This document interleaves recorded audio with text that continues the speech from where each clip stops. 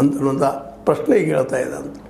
ಮಾಡಿರಿ, ಮುಸ್ಲಿಂ ಹೆಣ್ಮಕ್ಳ ಬಗ್ಗೆ ತಲಾಖದ ಬಗ್ಗೆ ಮಾಡಿದಿರಿ, ಇದರಲ್ಲೆಲ್ಲ ಹೆಣ್ಮಕ್ಳಿಗೆ ಅನುಕೂಲ ಮಾಡುವಂಥದ್ದು ಮಾಡಿದ್ವಿ, ಮುಸಲ್ಮಾನರ ಆಸ್ತಿ ಉಳಿಸ್ತಾ ಇದ್ದೀವಿ, ಎಷ್ಟು ಕಾಳಜಿ ನಿಮ್ಮದು, ನಿಮ್ಮ ಕಾಳಜಿಗೆ ಹ್ಯಾಟ್ಸಪ್. ಆದರೆ ನಮ್ಮ ಹೆಣ್ಮಕ್ಳಿಗೆ 33% ರಿಸರ್ವೇಷನ್ ಯಾವಾಗ ಮಾಡ್ತೀರಿ ಅನ್ನುವಂಥದ್ದು. ಅದು ಹೋಗಲಿ ಈ ಕಡೆಗೆ ಜಾತಿವಾರ ಜನಗಣತಿ ಮಾಡ್ತಂತ ಹೇಳ್ತಾ ಇದ್ದೀರಿ, ಇನ್ನೂ ಮಾಡ್ತಾಯಿಲ್ಲ ಯಾಕೆ ಅನ್ನೋದು ಇವರ ವಿರೋಧಿಗಳ ಸ್ಪಷ್ಟವಾದ.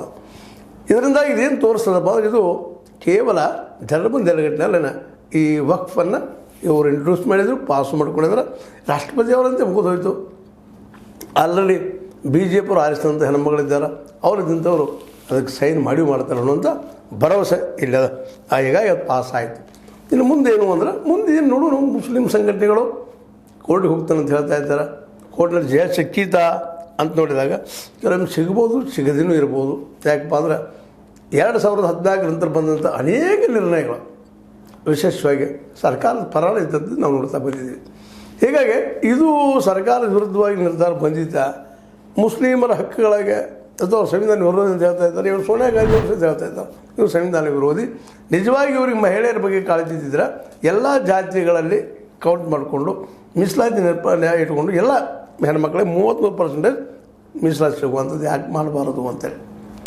ಹೌದಲ್ಲ, ಮಾಡಬೇಕಾಗಿತ್ತಲ್ಲ, ಇದನ್ನು ಇಷ್ಟ ಮುಗಿಸ್ಬೇಕಾಗಿತ್ತಲ್ಲ ಅನ್ನೋ ಅನೇಕ ಸವಾಲುಗಳು ಈ ಸರ್ಕಾರ ಮುಂದಿದ್ದಾವೆ.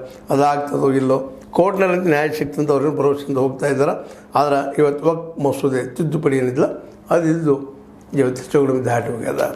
ರಾಜ್ಯಸಭಾದಲ್ಲಿ ಇತ್ತು, ಡಿಸ್ಕಷನ್ ಮಾಡಿದ್ರು, ವಿರೋಧ ಪಕ್ಷ ವಿರೋಧ ಮಾಡಿದರು, ಎಲ್ಲರಿಗೂ ಮಾತಾಡಲಿಕ್ಕೆ ಅವಕಾಶ ಕೊಟ್ಟರು. ಯಾಕೆ ಟೀಕೆಗಳಿದ್ದು ಇಲ್ಲಿವರೆಗೆ ವಿರೋಧ ಪಕ್ಷಗಳದ್ದು ಏನಪ್ಪ ಅಂದರೆ ಇಲ್ಲ ನಮ್ಮ ಮಾತಾಡಲಿಕ್ಕೆ ಅವಕಾಶ ಕೊಡೋದಿಲ್ಲ ಹಾಗೆ ಹೀಗೆ ಅಂತ. ಈಗ ಅವಕಾಶ ಎಲ್ಲರಿಗೂ ಕೊಟ್ಟರು, ತಮ್ಮ ಹಾದಿಯಲ್ಲಿ ತಗೋದು. ಇದು ನಿಮ್ಮ ನೋಡಿರ್ಬೋದು. JPC ಈ ಸಲ ಏನೋ ಚೇಂಜ್ ಆಗ್ಬೋದು ಮಾಡಿದ್ವಿ, ಅದಕ್ಕೆ ಒಪ್ಪಿದ್ರು, ಮತ್ತು ತಮ್ಗೆ ಹೇಗೆ ಹಂಗೆ ಮಾಡಿಕೊಂಡ್ರು ಅನ್ನೋದನ್ನು ವಿರೋಧಿಗಳು ವಾದ ಮಾಡ್ತಾ ಇದ್ದಾರೆ. ವಿರೋಧಿಗಳಂತ ವಿರೋಧ ಮಾಡ್ತಿರ್ತಾರೆ, ಆ ವಿರೋಧ ವಾದ ನಾವು ಅನ್ಬೋದು. ಆದರೂ ಇಲ್ಲಿ ಸತ್ಯಾಂಶಗಳು ಒಂದು ಸ್ವಲ್ಪ ಹೆಚ್ಚಿಗಿದ್ದಾವೆ. ಯಾಕಂದರೆ ಈಗ ಇಷ್ಟಲ್ಲೇ ನಮ್ಮಲ್ಲಿ ಜಾತಿ ಗಣತಿ ಆಗಬೇಕಾಯ್ತು ಭಾಳ ಅವಶ್ಯಕ. ಯಾಕಂದರೆ ಜಾತಿ ಅಂತ ನಾವು ಯಾರೂ ಬಿಡೋದೇ ಇಲ್ಲ, ಬಿಡ್ತಾನೂ ಇಲ್ಲ.